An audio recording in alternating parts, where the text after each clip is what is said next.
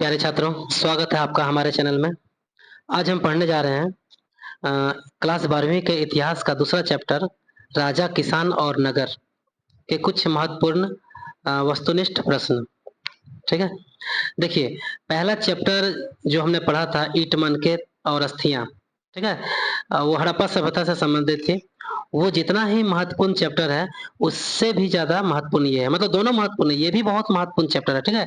इससे बहुत सारे ऑब्जेक्टिव हमारे प्रश्न बनते हैं, ठीक है? आज हम ऑब्जेक्टिव का कुछ प्रश्नों को हल करेंगे। अगले वीडियो में हम इसका चैप्टर का कुछ एनालिसिस आप लोगों के सामने लेके आएँगे, ठीक है? संक्षेप में आप लोग को समझाने का प्रयास करेंगे पूरा चैप्टर को हम, ठीक है?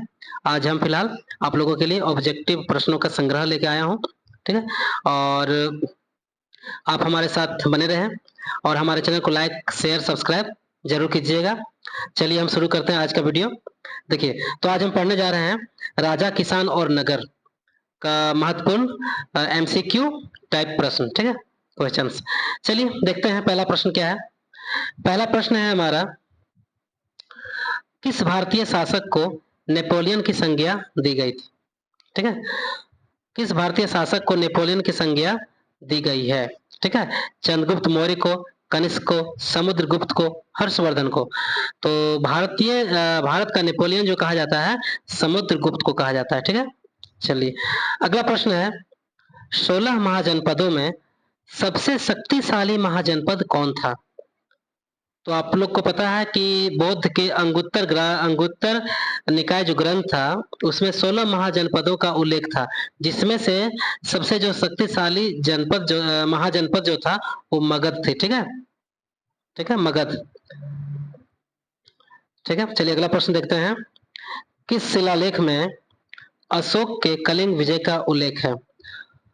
आप लोग को पता होना चाहिए कि अशोक ने अपने प्रजा लोगों के साथ संपर्क बनाने के लिए कई शिलालेखों का स्थापना की थी। इसमें कुछ-कुछ राजा का आदेश होता था। अशोक कुछ आदेश देते थे, जिसका पालन उसके प्रजा करता था, ठीक है? जैसे आज तो हमारे हमारे हाथों में मतलब कि सबके हाथों मोबाइल है। कुछ भी प्रधानमंत्री जी अनाउंस करते हैं, सबके पास पहुँच जाता है। लेकिन पहले के ज़माने में जब अशोक का साम्राज्य था, उस टाइम लोगों को अपना संदेश देने के लिए वो शिलालेख पर लिखवाते थे, ठीक है? और शिलालेख जगह-जगह पर स्थापित करवाते थे, ताकि प्रजा उसे पढ़कर अनुशासन से रहे, उनके नियम कर्तव्यों को माने, जाने कि किस किस प्रकार से शासन में अनुशासन के कैसे रहना है, हमें भ्रष्टाचार से कैसे हमको दूर रहना है। मतलब बहुत सारे जो नियम कानून होते थे सरकार का, उस मगध सरकार का, मौर्य वंश का जो सरकार था, उस टाइम का वो सारा उसमें लिखा हुआ रहता था, ठीक है? राजा की आज्ञा। चलिए, और लोग प्रजा उसके पालन करते थे, ठीक है? तो अब देखिए आपको बताता हूँ अशोक का कलिंग। देखिए कलिंग जो था, ये वर्तमान में उड़ीसा राज्य में है। वर्तमान में उड़ीसा राज्य में ही कलिंग था, ठीक है? यहाँ का नरेश था खारवेल, ठीक है? देखिए, कलिंग को किसी ने नहीं जीत पाया था, ठीक है? कलिंग बहुत ही बड़ा एक सशक्त मजबूत राष्ट्र था, राज्य था उस टाइम, ठीक है? और ना बिंदुसार जीत पाया, ना चंद्रगुप्त मौर्य ने जीत पाया। इसे जीता था किसने? अशोक सम्राट ने, ठीक है? अशोक महान ने जीता था, जो कि बाद में इस युद्ध के बाद अशोक का हृदय परिवर्तन हो गया। मतलब इतना युद्ध में नरसंहार हुआ ना, जो उसको देख करके अशोक का हृदय परिवर्तन हो गया और वहां से उन्होंने बुद्ध बौद्ध धर्म बुद्ध के शरण में चले गए, बौद्ध धर्म ग्रहण कर लिया और शस्त्रों का त्याग कर दिया इन्होंने, ठीक है? और आजीवन कसम खाया कि आजीवन हम शस्त्र अब नहीं उठाएंगे, ठीक है? चलिए, 261 ईसा पूर्व में इसका युद्ध हुआ था, ठीक है? और कलिंग नरेश खारवेल को हराया था इन्होंने। अब देखिए, ईसा पूर्व कहने का मतलब क्या है कि ईसा मसीह के जन्म से 261 साल पहले, ठीक है? समझ गए? तो ईसा पूर्व मतलब ईसा के पहले, तो 261 साल पहले। और ईसवी ईसवी होता है ईसा मसीह के एनो डोमिनी, मतलब उनका मरने के बाद की घटना, ठीक है? चलिए, इसे आप लोग याद रखिएगा। छोटी-छोटी बातें हैं, लेकिन मोटी-मोटी बातें हैं, ठीक है? चलिए, तो किस अभिलेख में इनका उल्लेख है शिलालेख में? तो इसका आंसर हो जाएगा 13वां शिलालेख में, ठीक है? चलिए, अगला प्रश्न है, कनिष्क का राज्यारोहण तिथि कब है? कनिष्क का जो राजगद्दी पर बैठा था, तो इसका होता है ना राज्यारोहण, जब गद्दी पर बैठता है तो उसका संस्कार किया जाता है, ठीक है? वो कब हुआ था? गद्दी से बैठने का समारोह कब मनाया गया था? इसका आंसर हो जाएगा आपका 78 ईस्वी में, ठीक है? चलिए, अगला प्रश्न है, बम महामात्रों की नियुक्ति किसने किया था? ठीक है, चंद्रगुप्त मौर्य, अशोक, सॉरी बिंदुसार, अशोक, कनिष्क, किसने किया था? तो इसको किया था अशोक ने किया था। ठीक है, चलिए एक मिनट, एक मिनट, यहाँ पर बम नहीं होगा, धम होगा। ठीक है, आप लोग ध्यान से रखिएगा, धम होगा। ठीक है, धम महामात्रों की नियुक्ति। चलिए अगला प्रश्न है, अशोक किस वंश का शासक था? तो ये आप लोग जानते हैं, मौर्य वंश का शासक था। ठीक है, चलिए अगला प्रश्न है, भारतीय इतिहास का कौन सा काल स्वर्ण काल के नाम से जाना जाता है? ठीक है, मौर्य काल, गुप्त काल, मुगल काल, अंग्रेजों का काल, कौन सा काल स्वर्ण काल का नाम से जाना जाता है? तो गुप्त काल जाना जाता है। ठीक है, इसके संस्थापक थे श्री गुप्त, याद रखिएगा। चलिए अगला प्रश्न है, प्रयाग प्रशस्ति की रचना किसने की थी? प्रयाग प्रशस्ति की रचना किसने की थी? कालिदास, वान भट्ट, हरिसेन, पतंजलि। तो प्रयाग प्रशस्ति की रचना किसने की थी? इसका करने और रचना करने वाला था हरिसेन। ठीक है, चलिए अगला प्रश्न देखते हैं, मौर्यकालीन टकसाल का धान, मौर्यकालीन टकसाल का सॉरी प्रधान होगा धान कौन था? ठीक है, एक मिनट, चलिए ऑप्शन देखते हैं, कोषाध्यक्ष, मुद्राध्यक्ष, पन्याध्यक्ष, लक्षणाध्यक्ष। तो इसका आंसर हो जाएगा लक्षणा अध्यक्ष। ठीक है, चलिए अगला प्रश्न देखते हैं, राजतरंगिणी के लेखक कौन थे? राजतरंगिणी के लेखक कौन थे? पतंजलि, वान भट्ट, विशाखदत्त, कलहन। तो कौन थे राजतरंगिणी के लेखक? कलहन थे। ठीक है, राजतरंगिणी में जो था वो कश्मीर का इतिहास का वर्णन किया गया। ठीक है, याद रखिएगा। चलिए अगला प्रश्न देखते हैं, 11 नंबर प्रश्न है, अर्थशास्त्र और इंडिका से किस राजवंश के विषय में जानकारियां मिलती है? ठीक है, अर्थशास्त्र और मेगास्थनीज, सॉरी अर्थशास्त्र और इंडिका, इंडिका पुस्तक का रचना मेगास्थनीज है, वो मुझे याद आ गया, और अर्थशास्त्र पुस्तक रचना चाणक्य ने किया था। ठीक है, तो इन दोनों से कौन से वंश का जानकारी मिलता है? तो इन दोनों से हमें मौर्य वंश की जानकारी मिलता है। आप लोग को पता चल गया होगा, चाणक्य मौर्य साम्राज्य के संस्थापक थे, चंद्रगुप्त मौर्य को उन्होंने गति पर बिठाया था। ठीक है, चलिए और मेगास्थनीज चंद्रगुप्त मौर्य के ही दरबार में आए थे। ठीक है, चलिए अगला प्रश्न है, अर्थशास्त्र की रचना कब हुई थी? अर्थशास्त्र की रचना, देखिए अर्थशास्त्र किताब की रचना चाणक्य ने किया था, लेकिन इसमें अर्थशास्त्र धन संपत्ति के बारे में एक भी लाइन नहीं लिखा हुआ। ठीक है, इसमें लिखा हुआ है राजनीति का चर्चा है इस किताब में। ठीक है, नाम है किताब का अर्थशास्त्र, लेकिन इसमें चर्चा किस बात का है? राजनीति का चर्चा किया गया। ठीक है, किस प्रकार से शासन करना राजा को। ठीक है, ये सब लिखा हुआ। चलिए अर्थशास्त्र की रचना कब हुई थी? तो अर्थशास्त्र की रचना हुई थी 4वीं शताब्दी में। ठीक है, 4वीं शताब्दी ईसा पूर्व में, याद रखिएगा ईसा पूर्व, ध्यान में रखिएगा इसको। ठीक है, चलिए अगला प्रश्न है, पतंजलि के महाभाष्य से हमें जानकारी मिलती है। क्या जानकारी मिलती है? पतंजलि जो महाभाष्य था, जो पुस्तक था, उससे हमें क्या जानकारी मिलती है? गुप्त काल की, मौर्य काल की, प्राक मौर्य काल की, 3री शताब्दी ईसा पूर्व में क्या की। ठीक है, क्या जानकारी मिलती है हमें? तो इससे हमें पता चलती है प्राक के मौर्य काल, मैंने मौर्य काल के मैंने पहले की घटना हमें पता चलती है। ठीक है, चलिए अगला प्रश्न, अर्थशास्त्र के लेखक कौन थे? तो हम पहले ही बताए थे, कौटिल्य, इन्हीं का नाम है चाणक्य, चाणक्य। ठीक है, और इन्हीं का नाम है विष्णुगुप्त। क्या है? विष्णुगुप्त, इन्हीं का नाम है। ठीक है, कौटिल्य का है। चलिए अगला, इसका आंसर हो जाएगा कौटिल्य हो जाएगा। चलिए अगला प्रश्न है, बिंबिसार का संबंध किससे था? सॉरी किस वंश से था? बिंबिसार का संबंध किस वंश से था? तो मौर्य वंश से था। ठीक है, याद रखिएगा। अगला प्रश्न है, वज्जी को सामाजिक ग्रंथों में कहा गया, वज्जी को सामाजिक ग्रंथों में क्या कहा गया है? गणसंघ, जनसंघ, राजतंत्र, इनमें से सभी क्या कहा गया है? तो गणसंघ कहा गया है। ठीक है, चलिए अगला प्रश्न देखते हैं, 17 नंबर क्या है, कौन सा प्रश्न है? जनपद शब्द का शाब्दिक अर्थ क्या होता है? जनपद शब्द का शाब्दिक अर्थ क्या होता है? पहला ऑप्शन क्या है? जहां लोग मवेशी रखते हैं।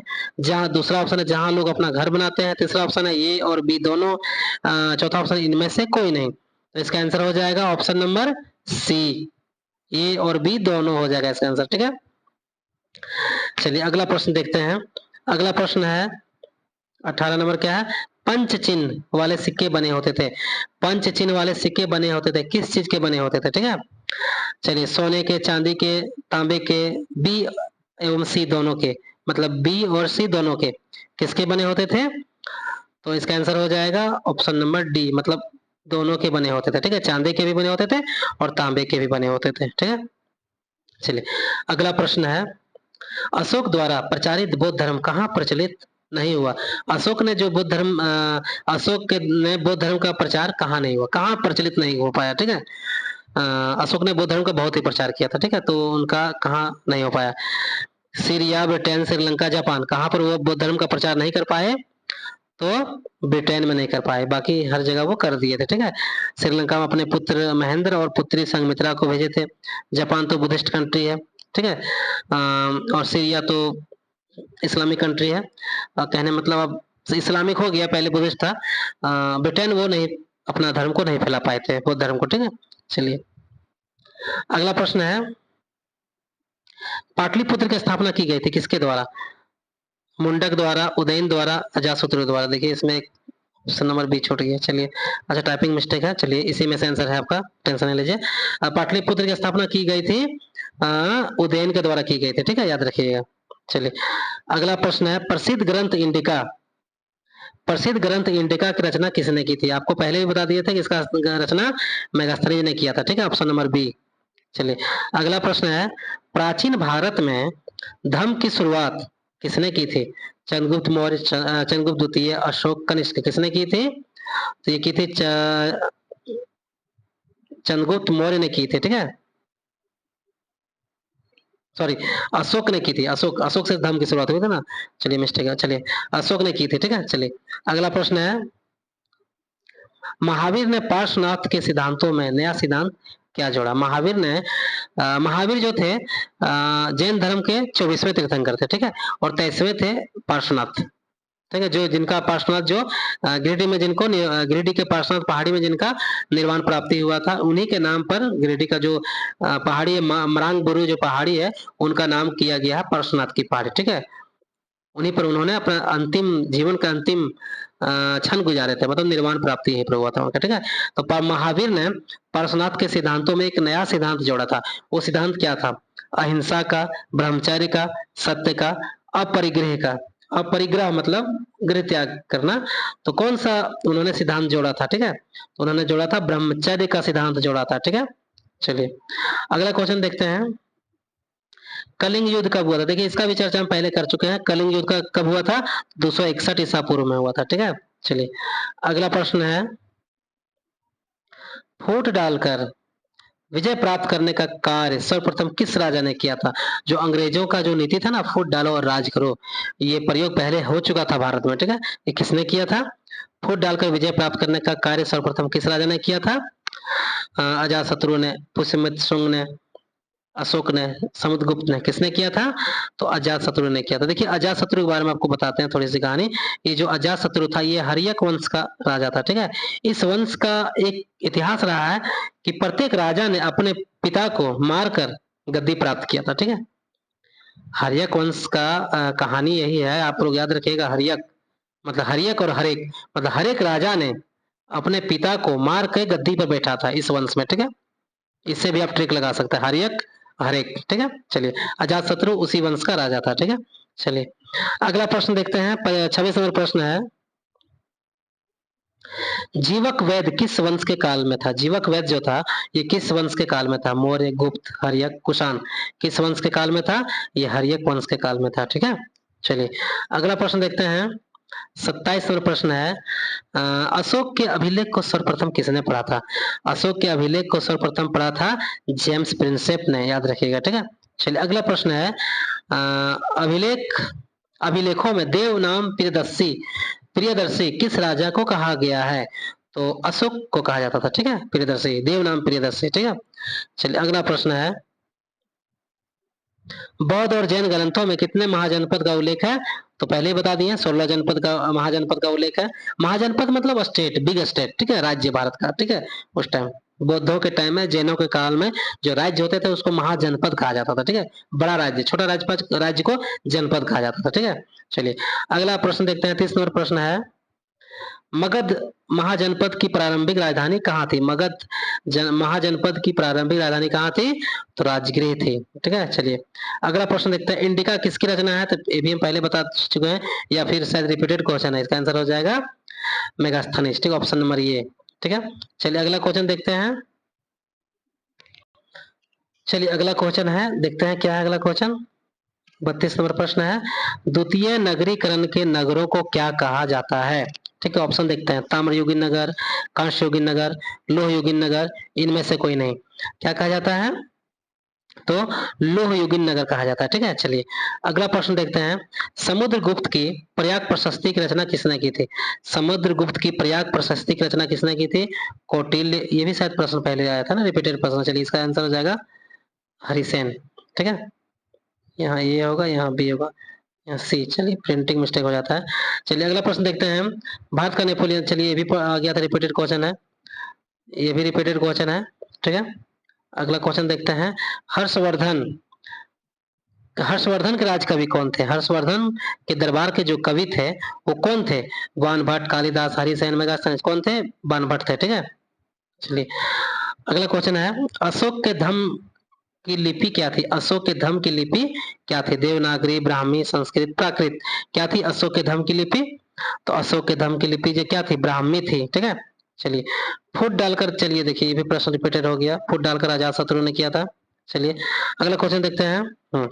अगला क्वेश्चन है, किसके अभिलेखों में भूमि दान का उल्लेख मिलता है? किसके अभिलेखों में भूमि दान का, माने भूमि दान करने का उल्लेख मिलता है? ठीक है, अशोक, समुद्रगुप्त, प्रभावती गुप्त, इन सभी के किसके अभिलेख में मिलता है? प्रभावती गुप्त के अभिलेख में मिलता है भूमि दान का उल्लेख मिलता है। ठीक है, चलिए अगला प्रश्न देखते हैं। मुद्रा राक्षस, देखिए बहुत ही इंपॉर्टेंट प्रश्न है ये, मुद्रा राक्षस। बाकी वैसे सब इंपॉर्टेंट है लेकिन ये ज्यादा पूछता है। मुद्रा राक्षस किसकी रचना है? तो कौटिल्य की, मेगास्थनीज की, विशाख दत्त की, इनमें से कोई नहीं। किसकी है? विशाख दत्त की है। ठीक है, याद रखिएगा। चलिए एक और इम्पोर्टेंट प्रश्न एकदम, जो हमेशा पूछा जाता है। अपने स्वयं के खर्चे से सुदर्शन झील की मरम्मत किसने करवाई थी? अपने स्वयं के खर्चे से सुदर्शन झील की मरम्मत किसने करवाई थी? ठीक है, अशोक, रुद्रदामन, कनिष्क, स्कंदगुप्त, किसने करवाई थी?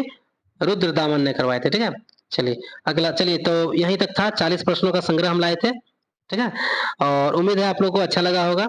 आप लोग कमेंट जरूर करिएगा। ठीक है, और हमारे वीडियो को लाइक करिएगा, शेयर करिएगा और सब्सक्राइब जरूर कीजिएगा। ठीक है, ताकि आपके एक सब्सक्राइब से हमें हौसला मिलती है और हम आपके लिए नया नया वीडियो बना कर लाते हैं। ठीक है, और आपका हम जितना भी वीडियो बना रहे हैं, आप लोगों की परीक्षा 2026 में जो बोर्ड परीक्षा होने वाली है उसके दृष्टिकोण से सारा बना रहा हूँ। ठीक है, तो मैं कोशिश करता हूँ कि आपका कोई भी पोर्शन कुछ भी ना छूटे, इसलिए आज मैं आप लोगों के लिए एमसीक्यू टाइप लाया हूँ।